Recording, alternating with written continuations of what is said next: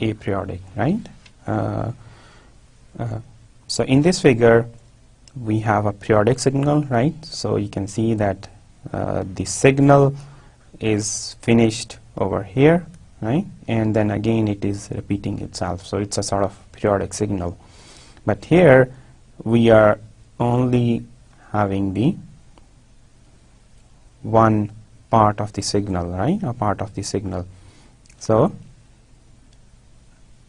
it's a non-periodic signal, right? So we can see that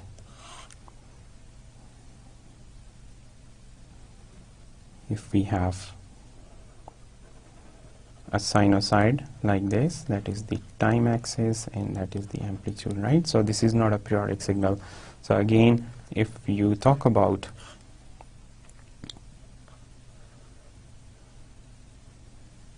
right,